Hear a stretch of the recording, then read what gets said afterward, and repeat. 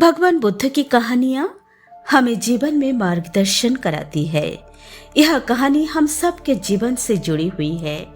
एक बार की बात है, भगवान बुद्ध के शिष्य आनंद कहीं जा रहे थे। रास्ते में उन्होंने देखा कि एक व्यक्ति चट्टान पर बैठा हुआ है और बहुत रो रहे हैं। आनंद उस व्यक्ति के पास गए और बोले, क्या बात है वत्स, तुम कौन हो और रो क्यों रहे हो? आनंद की बात सुनकर उस व्यक्ति की सिसकियां थम गई। वह अपने आंसू पोंछता हुआ बोला, मैं पास के गांव में रहता हूँ और मैं एक बदनसीब व्यापारी हूँ। मैं जो भी काम करता हूँ वह बिगड़ जाता है। व्यापार की वजह से मैंने अपनी पत्नी के गहने गंवा दिए, अपने पूरे परिवार को खो दिया, यहाँ तक कि मेरा घर भी गिरवी पड़ा हुआ है। मुझे लगता है कि मैं किसी काम का नहीं हूँ, मेरी किस्मत ही खराब है। व्यक्ति बोला, पहले मैं खेती करता था पर हर साल उसमें घाटा होता था। कभी सूखा पड़ जाता तो कभी ज्यादा बारिश होने के कारण फसल बर्बाद हो जाता। इससे परेशान होकर मैंने व्यापार करने का निश्चय किया। मैंने पत्नी के गहने बेचकर अपना व्यापार शुरू किया था, लेकिन मेरा व्यापार नहीं चला। शुरू में तो परिवार वालों ने मेरा साथ दिया था, लेकिन जैसे जैसे मुझे नुकसान होने लगा मेरे परिवार वाले भी मुझसे दूर हो गए। चूंकि मैं ये सब उन्हीं के लिए कर रहा था, लेकिन अब वे लोग मुझे ही नजरअंदाज करने लगे और मुझे मेरे परिवार की दुर्दशा का जिम्मेदार ठहराने लगे। व्यक्ति ने लंबी सांस ली और बोला, मेरा एक मित्र है, उसने भी मेरे साथ अपना व्यापार शुरू किया था। उसका व्यापार अच्छा चल रहा है। जब वह मेरे घर आता है तो अपनी सफलता की कहानियां सुनाता है। उसकी बातें सुनकर मेरे घर वाले मुझे ताने मारते हैं और कहते हैं, उसे देखो और कुछ सीखो। हमें तो लगता है कि तेरे वश में कुछ भी नहीं है। उन लोगों की बातें सुन सुनकर अब तो मुझे भी लगने लगा है कि मेरे वश में कुछ भी नहीं है। अब तो मुझे अपना जीवन ही व्यर्थहीन लगने लगा है। मेरे मन में विचार आता है कि अपना जीवन ही समाप्त कर लूं।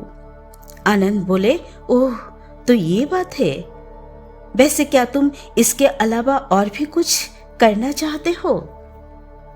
उनकी बात सुनकर व्यक्ति बोला, एक तो मेरा हर काम खराब हो जाता है, दूसरी ओर मेरा मित्र है जो हर समय मुझे नीचा दिखाने की कोशिश करता रहता है। मुझे समझ में नहीं आता है कि मैं क्या करूं। आनंद बोले, क्या तुम अपने मित्र की बातें सुनकर दुखी हो जाते हो? व्यक्ति बोला, हाँ, मैं उसकी बातें सुनकर बहुत दुखी हो जाता हूँ। आनंद ने पूछा, तुम्हें किस बात का दुख होता है, अपने असफल होने का या मित्र के सफल होने का? उनका सवाल सुनकर व्यक्ति एक पल के लिए सोच में पड़ गया। फिर वह बोला, अगर सच कहूं तो मुझे अपने असफल होने का उतना दुख नहीं होता है जितना कि मित्र के सफल होने का होता है। आनंद बोले, अर्थात यदि तुम्हारा मित्र असफल हो जाए तो तुम्हें खुशी होगी? व्यक्ति बोला, हाँ, मुझे बहुत खुशी होगी। इसका मतलब यह है कि तुम्हारी खुशी तुम्हारे मित्र पर ही निर्भर है। आनंद बोले, अगर वह चाहे तो तुम्हें खुशी कर सकता है और चाहे तो तुम्हें दुखी भी कर सकता है। तुम स्वयं से ना तो खुशी हो सकते हो और ना ही दुखी हो सकते हो, अर्थात तुम अपने मित्र के गुलाम हो गए हो, इसीलिए तुम्हारा कुछ भी नहीं हो सकता है। ऐसा ना कहे महात्मा, व्यक्ति ने हाथ जोड़ दिए। आपकी बातें सुनकर मुझे उम्मीद बंध रही है। आनंद बोले, जब हम किसी से उम्मीद बांध लेते हैं तो उस पर निर्भर हो जाते हैं। ऐसे में हमारी खुशी और दुख भी उस पर निर्भर करने लगता है। इससे बेहतर है कि तुम अपने आप से उम्मीद बांधो। जब तुम ऐसा करोगे और साथ ही पूरे जतन से काम करोगे तो तुम्हें सफलता अवश्य ही प्राप्त होगी। यह कहते हुए आनंद ने एक पल के लिए उस व्यक्ति की ओर देखा, फिर अपनी बातें आगे बढ़ाई। तुम्हें लगता है कि तुम्हारा मित्र तुम्हें दुखी करने आता है, पर अगर विचार करो तो वह बातें तो सच्ची ही कहता है। वह अपने संघर्ष और अनुभव की बातें बताता है। तुम उन बातों से बहुत कुछ सीख सकते हो। तुम्हें इसके लिए उसका धन्यवाद करना चाहिए। कि तुम्हें घर बैठे अनुभव मिल रहे हैं। तुम उन अनुभवों का लाभ उठाओ, नई शुरुआत करो, कर्म करते जाओ, हार मत मानो। एक दिन सफलता तुम्हें अवश्य ही मिलेगी। आज तुम जिसे अपना बुरा वक्त या बुरी किस्मत कह रहे हो, एक दिन यह बदल जाएगी और इसी के साथ तुम्हारे विचार भी बदल जाएंगे।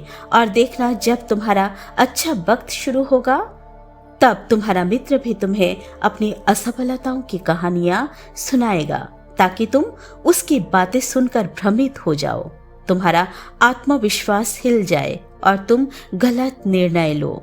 लेकिन उस समय भी तुम्हें अपनी बुद्धि का प्रयोग करना होगा। तुम्हारा मित्र जैसे आज तुम्हें दुखी करने आता है, उसी तरह उस समय भी वह तुम्हें दुखी करने आएगा, क्योंकि जिस तरह उसे दुखी देखकर तुम्हें अच्छा लगता है, उसी तरह उसे भी तुम्हें दुखी देखने में उतना ही मजा आता है। व्यक्ति ने कहा, आपने सही कहा महात्मा जी, लेकिन मेरा सबसे बड़ा दुख यह है कि मेरे परिवार के लोग भी इसमें शामिल है।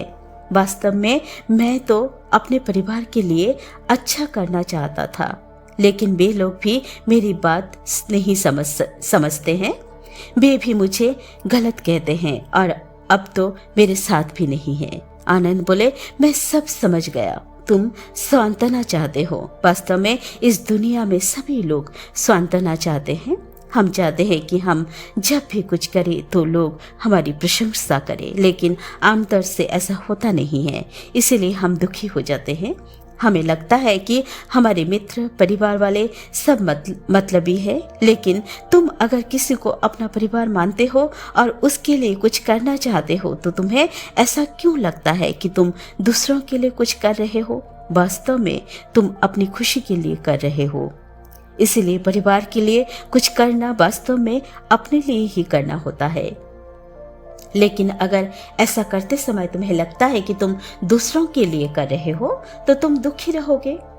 और अगर तुम्हें लगता है कि तुम अपने लिए कर रहे हो, तो तुम खुश रहोगे, क्योंकि जब तुम अपने लिए कुछ करते हो या करना चाहते हो, तब तुम्हें सांत्वना की जरूरत नहीं पड़ती है।